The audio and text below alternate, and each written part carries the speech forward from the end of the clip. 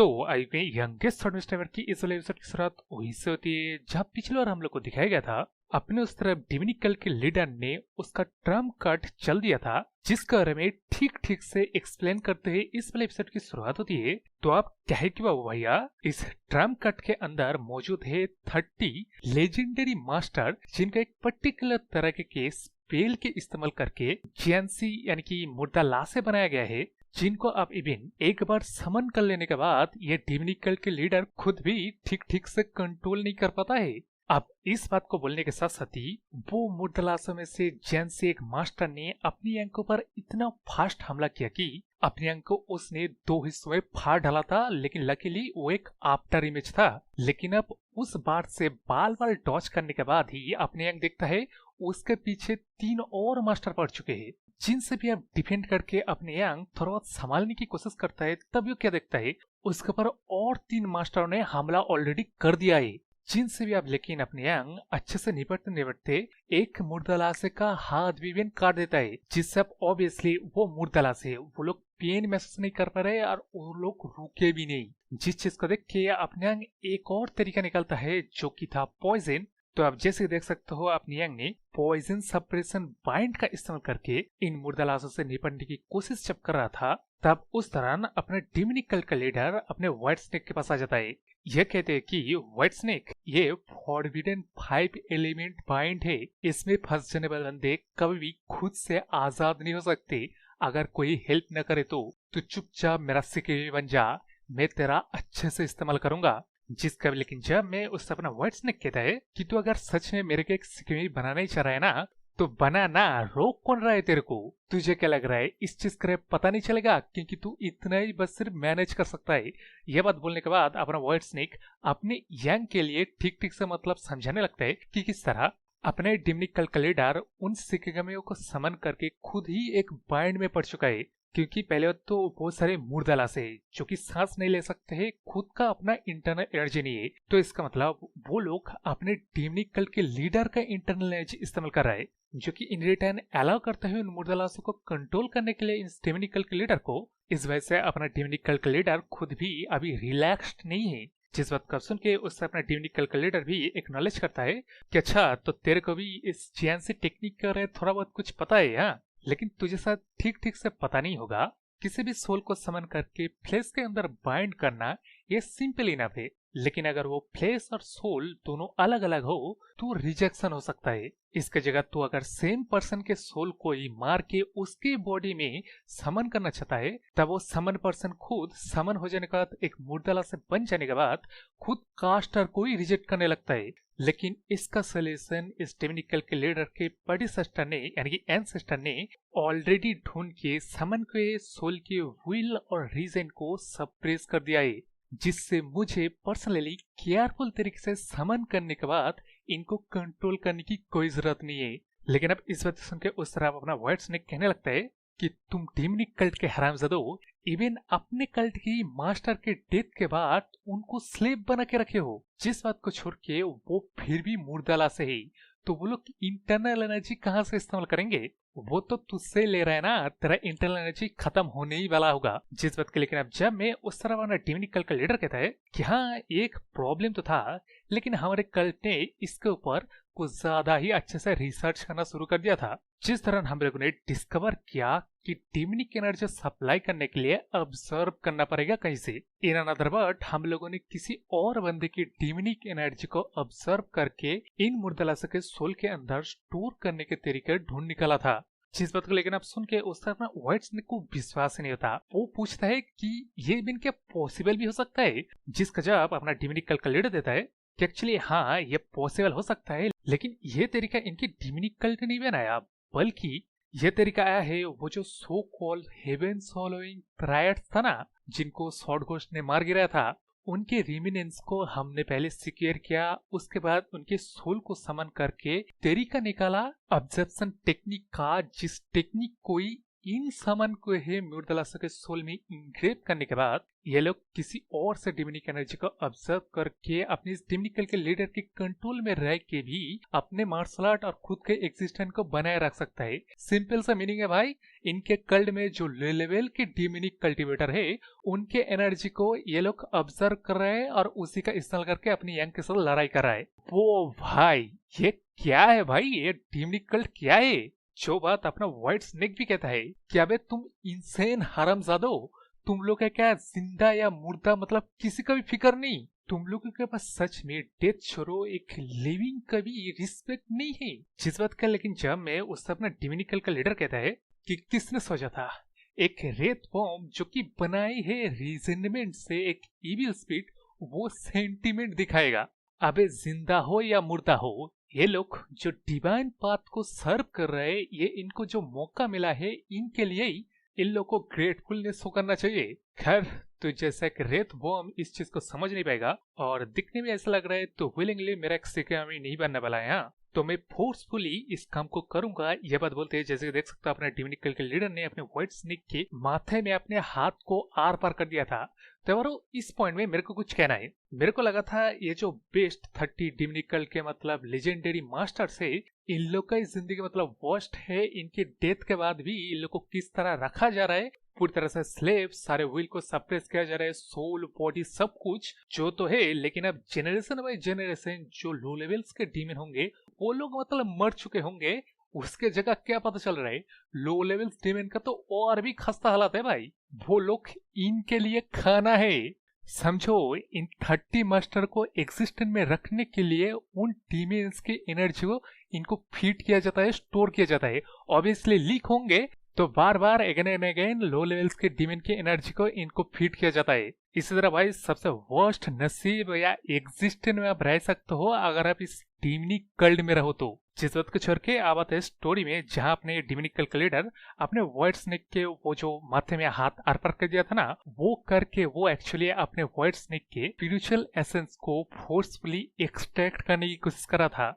जेविन उसने स्टार्ट भी नहीं किया है, इसके बावजूद भी अपना व्हाइट स्नेक मतलब दर्द से कैसा रिएक्शन दे रहे देख रहे हो। जो बात बोलने के बाद अपने डिमनिक कल्ट का लीडर कहता है कि अबे ये तो कुछ भी नहीं, मैं अभी भी तेरे को मौका दे रहा हूँ, विलिंगली मेरा सिक्योरिटी बन जा। जिसका जब अपना व्हाइट स्नेक कुछ नहीं देता तब अपने डिमनिक कल्ट का लीडर जब सच में वो स्पिरिचुअल एसेंस को फोर्सफुली एक्सट्रैक्ट करने की कोशिश करता है तब वो क्या महसूस करता है, अपने व्हाइट स्नेक के पास जो स्पिरिचुअल एसेंस होना चाहिए था वो है ही नहीं। इसका सिर्फ एक ही मतलब हो सकता है, अपने यंग ने वो जो स्पिरिचुअल कांटेक्ट था ना सर्वेंट एंड मास्टर का, उसको ही उसने सेवर कर दिया है। जिस चीज से अब ऑब्वियसली अपने डिमनिक का लीडर हैरान होता है कि अपनी यंग ने कि सच में इतने मतलब इजीली अपने इस व्हाइट स्नेक के साथ वो कांटेक्ट को मतलब खारिज कर दिया, जो अगर ऑब्वियसली है जैसे कि दिख रहा है तो अपना यंग इनके डिमनिक कल्ट के लिए सबसे बड़ा खतरा हो सकता है।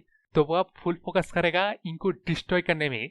यह बात जब अपना व्हाइट स्नेक सुनता है तब वो कहता है कि तेरे को सच में लग रहा है मेरा वो ह्यूमन इतने आसानी से तेरे से निपट जाएगा। जिसका जब मैं अपना डिमनिक कल्ट का लीडर कहता है कि मैं इतना तो कह सकता हूँ तेरा ह्यूमन इंप्रेसिव है, लेकिन उसके पास कभी अनलिमिटेड अमाउंट में इंटरनल एनर्जी नहीं हो सकता है।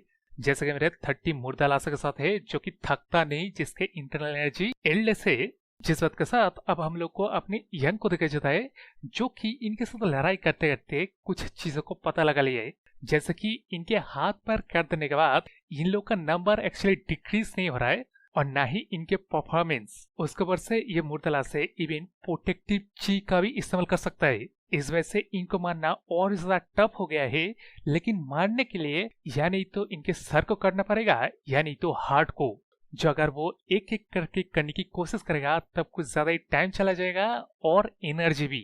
जिसकी जगह वो अगर कोशिश करे वॉइड एरिया डिस्ट्रैक्शन टेक्निक, जिसके मदद से मतलब सभी के साथ एक साथ निपट जाएंगे, वो भी वो एक्चुअली कर नहीं पाएगा क्योंकि वॉइड एरिया डिस्ट्रैक्शन टेक्निक का इस्तेमाल करने के लिए थोड़ा सा प्रिपरेशन की जरूरत पड़ता है और उन्हीं में ही ये मुर्दला से ब्लाइंड स्पॉट को ढूंढ के हमला कर देते।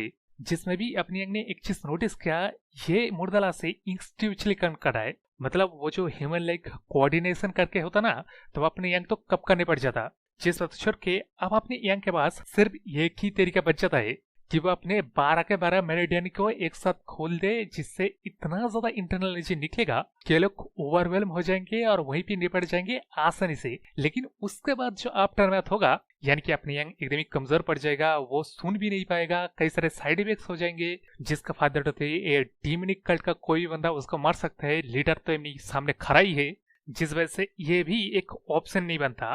वो अपनी यंग को यहाँ वॉइड एरिया डिस्ट्रैक्शन टेक्निक का इस्तेमाल करेगा, चाहे उसका इस्तेमाल करते वक्त उसे कोई चोट लग जाए, मतलब वही ब्लाइंड स्पॉट से। ये बात सोचते अपनी यंग आगे सोच रहा है कि क्या सच में और कोई तरीका नहीं है जिसका जवाब अपना व्हाइट स्नेक देता है कि मैं साले एक बारी तेरे को कहूंगा तो ठीक ठीक से सुन और समझ। लेकिन अब वो भी सुनने से पहले अपनी यंग कहता है कि अबे तू मेरे साथ बातचीत कैसा कर रहा है, जिसका जवाब अपना व्हाइट स्नेक देता है कि हम लोग स्पिरिचुअल एसेंस से कनेक्ट है। यानी कि अपनी यंग ने एक्चुअली अपने व्हाइट स्नेक के साथ स्पिरिचुअल एसेंस वो कनेक्शन को तोड़ा नहीं है। इसका ये भी मतलब है अपना व्हाइट स्नेक वो एक्सपेरिमेंटल एक बंदा है जो कि अपनी स्पिरिचुअल एसेंस को छुपाना जानता है। जिस सब एडिशनल बात को छोड़ के अपना वर्ड्स स्नेक कहता है कि अभी क्वेश्चन वगैरह मत पूछ, हम लोग के पास ज्यादा टाइम नहीं है। तो सुन, अभी तक तूने जो कुछ भी बिल्डअप किया है वो सब कुछ राइट है। काय को फील कर दे, जो कुछ भी तू देख रहा है उससे, तेरा लाइफ, तेरा विल, सब कुछ से मतलब सब कुछ से। आप इसके आगे तो कुछ समझ नहीं पाता है, तो अगर इसका वेट को हैंडल नहीं कर सकता है तो तू यहीं पे निपट जाएगा, गारंटेड है। जो बात बोलने के साथ साथ ये हम लोग एक सीन दिखाया जाता है कि वो मुर्दा लगा सबके हमले अपनी एंकर पर सक्सेसफुल हो गया है, जिस चीज को देख के अपने डिमिनिकल का लीडर कहता है कि चलो तो भाई फाइनली ओवर हो गया। मेरे को कहना पड़ेगा ये अलायंस का लीडर है, तो इससे इतना उम्मीद तो किया जा सकता है कि अब इसके आगे अपना डिमिनिकल का लीडर कुछ कह पाता, वो कुछ देखता है। जो था अपनी यंग का हमला, जिस हमले में ये मुर्दा लाशे के हर एक सर यूं ही कटे जा रहा है गजर मेले की तरह। जो चीज अब इम्पोर्टेंट नहीं है, इम्पोर्टेंट ये है अपने यंग जैसा कि एनर्जी कोकून से रिबॉर्न हुआ है। जैसा कि देख सकते हो अपने यंग एनर्जी कोकून को तोड़ के बाहर आते वक्त कहने लगता है कि तो feel the sky everything I see. इसका मीनिंग ये है। जो बात आप बोलने के साथ साथ ये हम लोग को देखे चलते एक फ्लैशबैक जिसमें हमें पता चलता है अपने यंग का मदर जब उसे उसके टैंक फैमिली के सीक्रेट्स के बारे में सारे के सारे इंफॉर्मेशन दे रहा था, तब देते वक्त अपनी यंग के मदर ने भी इस बात को कहा था कि टैंक फैमिली का जो सबसे पावरफुल और सीक्रेट टेक्निक है, जिसको आज तक किसी भी टैंक फैमिली के लीडर ने मास्टर नहीं कर पाया, उसको कहते क्या है। तो फ्लावरी रेन तो नाम पड़ा उसको देखने के बाद, लेकिन इसका असली नाम अब यार इसको चाइनीज में कहा जा रहा है जो कि मैन चन हु है, जिसको भी आप इंग्लिश में ट्रांसलेट किया जाए तब वो बनता है फुल स्काई। जो फुल स्काई में मतलब हिडन वेपन्स जब रेन की तरह आते हैं तब उसको फ्लावरी रेन कहा जाता है। ये बात आप अपना यंग सोचते हुए सब कुछ पजल की तरह उसकी जिंदगी में अब तक जो कुछ हुआ है वो सब कुछ को सही जगह पे रखने लगता है।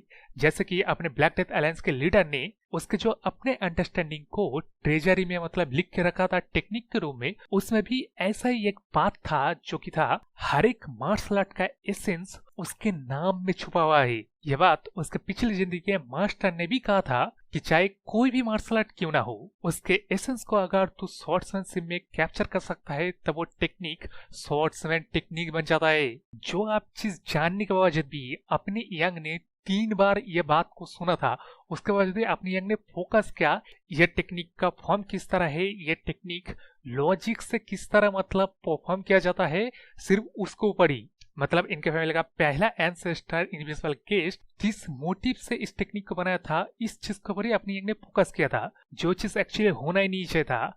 अपनी यंग का एंसेस्टर ने, जैसे कि मतलब पास्ट आप लोगों ने सुना है, उसके मुताबिक अपनी यंग के एंसेस्टर एक एसासिन था जिसने की हिडन टेक्निक अपनी जिंदगी भर तक सीख के रखा है। हर एक तरीके की उन सभी को उसने मैनिफेस्ट किया वो फ्लावरी रेन में हर एक हिडन मतलब वेपन से, जिसको ही आप टैंक फैमिली के सारे एंसेस्टर लीडर ने मतलब मिसअंडरस्टूड करके समझा कि ये फ्लावरी रेन बनता है वो हिडन वेपन से। जिस बात को छोड़ के अब अपने यंग सीरियसली सोच रहा है कि जैसा कि अपने यंग करंट फ्लो को देख रहा है उसी तरीके से अगर इंडिविजुअल गेस्ट ने भी देखा होगा तब दोनों डिफरेंट होगा, क्योंकि ये चीज और कुछ नहीं अपनी जिंदगी का लाइफ टाइम का अचीवमेंट मैनिफेस्टेशन है।